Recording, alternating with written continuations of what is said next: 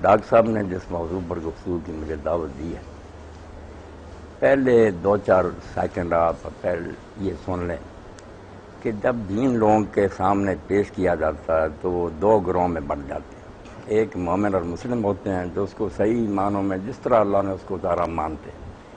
دوسرا گروہ جو ہے ان کے لیے جو عام لفظ ہے جس کے اندر بہت سی کیٹیگری وہ ملحد کا لفظ ہے، یلحدون فی اسمائی، جو کج روی اختیار کرتے ہیں۔ یہ کج روی کئی قسم کی ہے، سیدھی راہ سے ہٹ کر ادھر ادھر کی پگڈنڈیوں پر چل ملحد۔ اب ملحد میں ایک گروہ تو کافر اصلی کا ہوتا، پہلے ہی کافر ہوتے ہیں، وہ کہتے ہیں کہ ہم نہیں اس دین کو مانتے، کوئی بات نہیں، وہ اپنے عقیدوں پر جمے رہ گئے اور نہیں انہیں اس دین پر اطمینان نہ اس میں، وہ کافر اصلی کہلاتے ہیں، کافر ہی پیدا ہوئے کافری۔ دوسرا گروہ مرتدین کا ہے کہ اسلام لائے اور پھر واپس پڑ گئے۔ تیسرا گروہ منافقین کا ہے کہ اندر کفر چھپائے ہوتے ہیں مگر بظاہر اسلام کا اظہار کرتے ہیں، نماز روزہ بھی کرتے ہیں، ظاہر میں وہ پتہ نہیں چلنے دیتے کہ اسلام سے ہٹے ہوئے ہیں، اندر سے وہ اللہ کے رسول کو سچا نہیں مانتے، یہ منافق ہوتے ہیں۔ اور ایک گروہ جو سب سے برا ہے نا، جو یہ قادیانی حضرات ہیں، وہ زندیق ہے۔ زندیق جو گروہ ہے نا، جن کا جرم زند کا ہے، یہ کفر سے بھی اور منافقت سے بڑھ کر ہے کہ اس طرح سب دین کی استعمال کرتے ہیں، قرآن کو مانتے ہیں، رسول اللہ کو ماننے کا اظہار کرتے ہیں، دوسرے مسلمانوں سے بڑھ کر دین کے عاشق بنتے ہیں، مگر دین کے سارے مفاہیم اور جو ہے نا دین کے بیان کی باتیں سب کو بدل دیتے ہیں، ان کو ایسے رنگ میں پیش کرتے ہیں کہ لفظ وہی رہتے ہیں، دین کا مفہوم بالکل بدل کر رہتے ہیں۔ یہ زندیق کہلاتے ہیں۔ زندیق کی توبہ قبول نہیں، وہ اگر توبہ بھی کرے نا اسلامی عدالت کے سامنے نہیں، کیونکہ وہ پہلے ہی اندر سے بے ایمان ہے، ظاہر سے اسلامی اصطلاحیں استعمال کر کے دھوکہ، یہ تنبیہ کہلاتا، فریب دینا۔ کھلے کافر ہو جائیں تو کوئی بات نہیں، سارے سمجھ لیں گے کہ یہ اسلام سے باہر ہیں، جس کی مرضی دھوکہ کھاتا پھرے، پتہ تو چلتا ہے کھلے دشمن۔ جو رہے دیندار، نمازی، حج کریں، زکات دیں، سب کو رسول اللہ کو ماننے کے دعوے کریں، آیات قرآن کی پڑھیں، مفہوم بدلنے ان کا۔ اس کے لیے آپ کو میں دعوت دوں گا کہ یہ قادیانی حضرات کے بارے میں نرم گوش آ جانا کہ صرف ان کا جرم ختم ہوگا، انکار یہ نہیں۔ آپ کو اگر تفسیر صغیر ہی مل جائے نا مرزا بشیر الدین محمود کے حمائل، آپ حیران ہوں گے کہ قرآن جو ہے نا ایک مما بنا ہوا، لڑکا لکھا ہوا، لڑکے سے مراد اور ہے، مچھلی سے مراد اور ہے، دین کو انہوں نے بالکل مذاق بنا رکھا۔ یہ زندیق لوگ ہیں کہ الفاظ قرآن کے ہیں، مفہوم ان کا ایسا بدلتے ہیں، آپ حیران ہو کر تفسیر پڑھ کر سوچیں گے یار قرآن کا بیان ہو، یہ کیا بات ہے کہ ابھی وہ غریب میں انہوں نے تفسیریں شروع کر دیں۔ تو زندیق کے بارے میں یہی بات ہے کہ اگر وہ توبہ بھی کرے نا تو اللہ کے ہاں شاید قبول ہو جائے، اگر وہ دل سے باز آئے، دنیا میں عدالت اس کو قبول نہیں کر سکتی، وہ تو پہلے ہی فریب دے رہا، اس نے توبہ کیا کرنا۔ تو زندیق لوگ جو ہیں سب سے خطرناک، کھلے کافر عیسائی بھی ہیں، یا جو ہم ان کے بارے میں اتنے سخت نہیں ہیں، ہم سے الگ فریب نہیں دیتے، یہ مسلم بنتے ہیں، بالکل سب کچھ اسلام والا کرتے ہیں اور دین کا بالکل ستیہ ناش کرتے ہیں۔ ان زنادیق کے بارے میں المہدی عباسی خلیفہ نے اسی لیے عارف الزناد کا، اس معنی میں تھے پڑھے لکھے لوگ، اسلام میں گھسے ہوئے تھے، دین کو تباہ کر کمیٹیاں بنائی شہروں میں، ایک ایک کو ڈھونڈ کر قتل کیا، بے ایمان خود ایک کافر ہو جائیں، چلو نہیں اسلام کا زندیق بن گئے۔ اسی لیے شاہ ولی اللہ رحمۃ اللہ علیہ فرماتے ہیں کہ کافر سے اصلی سے زندیق برا ہے، فریب دیتے۔ اب ختم نبوت کے بارے میں آپ دیکھ لیں، یہ کوئی ایک عقیدہ نہیں ہے اسلام کا کہ نبی آپ کے بعد کوئی نہیں، ایک مسئلہ نہیں، یہ اسلام کا حصار ہے۔ اسلام بچا ہی صرف اس لیے ہے کہ قوم را سرمایہ قوت سر ملے وحدت ملت، مسلمان اکٹھے کیوں مشرق مغرب، ہزار اختلاف ہوں فرقے بنتے جائیں، نبی ایک ہے۔ جب یہ دیوار ٹوٹ جاتی ہے، مسیح علیہ السلام کے بعد دیکھیں نا عیسائی ہمارے ساتھ ہیں وہاں تک، ہم بھی مانتے ہیں عیسیٰ علیہ السلام تک سارے نبی، وہ بھی مانتے، ہم نے ان کے بعد ایک نبی جو اللہ کے سچے نبی ہیں رسول اللہ، ان کو مان لیا، انہوں نے نہیں مانا، دو متیں ہو۔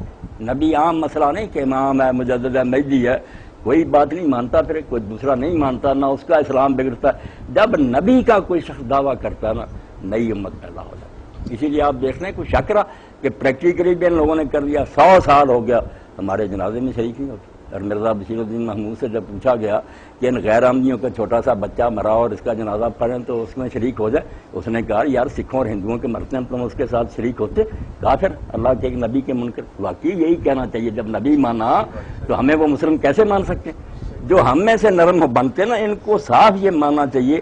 آپ کو پتا ہے کہ جب اسمبلی میں فیصلہ ہوا مسائل سے نہیں ہوا تھا، باتیں وہ بھی پیش کرتے جاتے تھے علماء کے حوالے، ہمارے لوگ بھی پیش کرتے. ظفر احمد انصاری صاحب نے جب پوچھا، یہاں وہ ناصر احمد بھول گیا، اگر تقیہ کر دیتا بجت. انہوں نے کہا مرزا صاحب آپ یہ بتائیں کہ ہم جو مرزا غلام ہیں ان کو نبی نہیں مانتے، ہم کیا ہیں؟ اس نے صاف کہا آپ سب لوگ کافر. اب بھٹو اور ولی خان سارے بول اٹھے کہ اب تو مرزا صاحب بات صاف ہوگی کہ یہاں ہم اپنے آپ کو لکھیں غیر مسلم اکثریت یا آپ کو غیر مسلم اقلیت. جب کفر اسلام کا فرق ہے تو ایک کیسے ہو سکتا؟ تو نبوت کا مسئلہ اس لیے یہ چھوٹا مسئلہ نہیں، بنیادی بات ہے کہ اس امت میں رہنا یا ایک نئی امت بنانی. جب نبی کوئی نیا مان لے گا، وہ ذلی مانے بروزی مانے، ہو گیا، نمازیں الگ ہو گئیں، نکاح ختم ہو گئے. ہمارا جو درجہ تھا انہوں نے اہل کتاب کا قرار دیا کہ یہ بیٹی دیں تو لے لو، ان کو بیٹی نہیں دے سکتے، یہ کافر ہیں، ان کو ہم رشتہ نہیں دے سکتے. اب یہ نبوت کا مسئلہ اتنا ہم ہونے کی وجہ سے آپ دیکھیں کہ اللہ کے رسول نے کسی مسئلہ کے بارے میں اتنی حدیثیں نہیں، 200 سے زیادہ 210 حدیثیں صرف اس مسئلہ پر کہ میرے پاس نبی نہیں آتا. اتنا بیان کیا توحید کے بعد کہ اس میں اگر شک شبہ رہ گیا تو یہ تو فساد ہی، روز کوئی نبی بنتا رہے گا، امت کے ٹکڑے ہوتے رہیں گے. سر حفظ ملت وحدت، ایک بات فرماتے ہیں امت کے اتحاد کا تو راز ہی ختم ہے. بہت نبی حضور کے بعد ہم نہیں مانتے، امام مانے مجدد مانے وہ حسن ظن ہے، جو سمجھتا ہے یہ نیک آدمی مانتا. پھر ہم مولوی صاحب کا احترام کرتے ہیں، دوسرے ان کو بے ایمان کہتے ہیں، کوئی بات نہیں، خیال ہے اپنا. نبی مانیں گے تو مسئلہ آسان نہیں رہے گا، یا ماننے والے کافر ہو جائیں گے یا نہ ماننے والے کافر. اس لیے حضور نے اس کے پہنچانے میں کوتاہی نہ کی، اور امت میں بھی کبھی اختلاف نہ رہا. اتنے گروہ بنے ہیں مگر اس پر سب متفق کہ آپ کے بعد اگر کوئی شخص نیا دعویٰ نبوت کرے گا وہ اسلام سے خارج ہو جائے گا، اسلام میں اس کے لیے کوئی جگہ نہیں. اس لیے ختم نبوت جو ہے اس کو آپ سمجھیں کہ دین کو اگر بچانا ہے تو اس میں نرمی نہیں کی جائے. کوئی نہیں رہنا چاہتا اسلام میں نکل جائے، کھلا اعلان کرے کہ اسلام مجھے قبول نہیں، وہ عیسائی ہو جائے، مرتد ہو جائے. یہ زندیق بننا جو ہے نا کہ خاتم النبیین کی آیت پڑھیں گے دیواروں پر، وہاں ربا میں جگہ ختم نبوت زندہ آباد، خاتم النبی زندہ، لفظ وہی ہے، مفہوم بدل گیا. ساری امت سمجھ لیجیے ختم کا معنی بند کر کہ حضور نے ختم کر دیا نبیوں کا، اب کوئی نہیں. انہوں نے الٹ دیا. 20 سال یہی مانا تھا. مرزا غلام احمد بھی اپنی ساری کتابوں میں یہی لکھتا رہا کہ حضور کے بعد کوئی نبی نہیں آ سکتا، نبی بند. اور اس پر اتنا زور دیتا تھا کہ حضرت عیسیٰ علیہ السلام بھی دوبارہ نہیں آ سکتے، کیونکہ اگر وہ آئے تو ختم نبوت کی مہر ٹوٹی. بے شک وہ پہلے ہیں، بعد میں ایک نبی آ گیا. مگر جب الو سیدھا کرنے کا وقت آیا، 20 سال کا لکھا مریم میڈکر کہ نبی تو میں پہلے تھا، مگر یار میں مغالطے سے کہتا میرا نبی میں نہیں، اللہ نے 20 سال سے مجھے بنایا. اور یہ بھی آپ حیران ہوں گے دنیا میں ایسا نبی کبھی نہیں آیا کہ 20 سال سے نبی. اور لکھتا تھا کہ جو نبی بنے کافر ہے، اسلام سے نکلا. 20 سال کے بعد کہ او میں تو مغالطے میں تھا، نبی تو تھا مگر نبی کی میں تعریف غلط سمجھتا رہا، اب پتہ چلا کہ میں نبی ہوں، اللہ نے مجھے نبی. 8 سال پر یہی کا 2 پارٹیاں بنی ہیں. لاہوری کہتے ہیں کہ پہلی باتیں درست ہے، نبی نہیں، وہ امام ہی ہے. بعض والے کہتے ہیں قادیانی کے نہیں. جب انہوں نے بتا دیا کہ میری پہلی ساری تحریریں منسوخ ہے، اتنا بڑا مغالطہ. اور 20 سال خدا بھی خاموش رہا، ایک بار وہی نازل نہ کی. نبی تو میں نے آپ کو بنایا ہوا. آپ دہلی کی مسجد میں کیوں کہہ رہے ہیں کہ اللہ اور فرشتوں کی لعنت ہو اگر میں نبی بنوں؟ وہ نبی ہے اور کہتا میں نبی نہیں. یہ مکار لوگوں کی باتیں ہیں. کوئی مغالطہ نہیں تھا، زندیق فریب کرتا. 12 سال قرآن مجید میں کوئی آیت نظر نہیں آئی کہ عیسیٰ علیہ السلام فوت ہو گئے.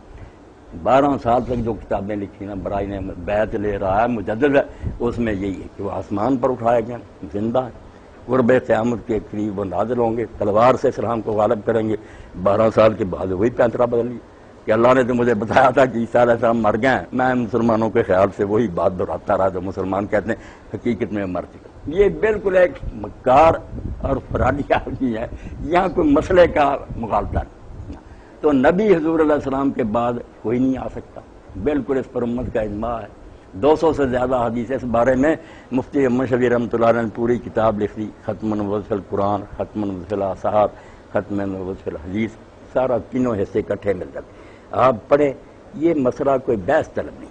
حضور نے اس کو توحید کی طرح بیان کر دیا کہ اب میرے بعد کوئی نہیں آئے. بہت عمدہ مثال بھی کہ میری اور پہلے انبیاء کی مثال سمجھ لو جیسے کسی آدمی نے مکان بنایا، بہت خوبصورت بنایا، عمدہ بنایا، سب مکمل ہو گیا، ایک اینٹ کی جائے کونے میں باقی ہے. لوگ دیکھتے ہیں، پسند کرتے ہیں اور کہتے ہیں اللہ وزت تل کے لگا کہ ساری عمارت مکمل ہے، یہ اینٹ کیوں نہیں رکھ دی گئی؟